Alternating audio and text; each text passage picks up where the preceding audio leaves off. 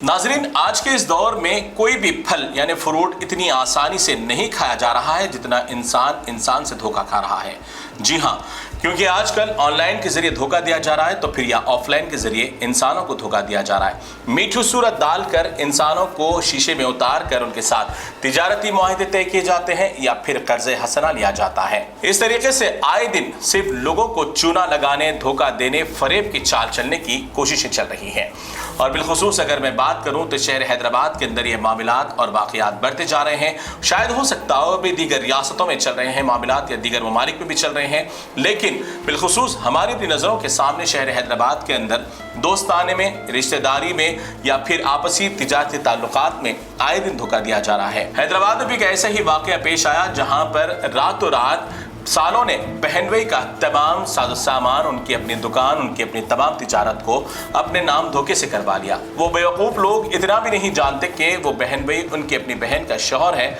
लेकिन मैं एक छोटी सी मिसाल देकर ये बता रहा हूँ, लेकिन ऐसे कई लोग हैं। मामू भांजे को देता है धोखा तो भांजा मामू को देता है, या फिर भतीजा चाचा को देता है, या फिर भाई भाई को देता है, या फिर दोस्त जिसे अपना बहुत करीबी मानते हैं वो भी दोस्त को धोखा देने में पीछे नहीं हट रहा है। और बड़ी अहम बात आपको ये भी बता दूं कि आजकल कर्ज हसना के तौर पर यानी हैंड लोन इस तरीके से मांगा जाता है जैसे कि अब आप मुकम्मल तौर पर उसके वश में आकर उसे हैंड लोन दे देते हैं। लेकिन वही पैसे जब आप मांगते हैं तो फिर आपको वो शख्स भिखारी बनने पर मजबूर कर देता है। यानी आए दिन उसके कॉल्स करें, आए दिन उससे रिक्वेस्ट करें, और ऐसे ही रिक्वेस्ट करते करते पूरा साल गुजर जाता है, 5 साल गुजर जाते हैं, लेकिन वो पैसे आपके वापस नहीं लौटते।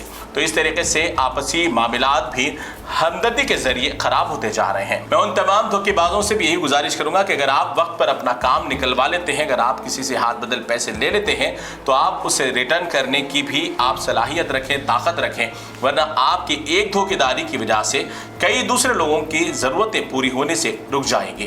तो मेरी आप सभी हजरात से गुजारिश है कि सबसे पहले ऑनलाइन की धोखेदारी से अपने आप की हिफाजत करें, और दूसरा ऑफलाइन की धोखेदारी जो हैंड लोन होते हैं, जो आप जानते नहीं, पहचानते नहीं, ज़्यादा ताल्लुकात नहीं, लेकिन उस शख्स को आप पैसे दे देते हैं, तो उससे भी एहतियात करें। और तीसरा, तिजारती मामले में आप जब किसी के साथ अगर तिजारत कर रहे हैं तो एक दूसरे की श्योरिटी ऐसे रखें, अगर आपको सामने वाला शख्स रातों रात धोखा देता है तो उसकी श्योरिटी ऐसी आपके पास मौजूद होनी चाहिए, कम से कम आपका अपना नुकसान उससे मुकम्मल किया जा सके।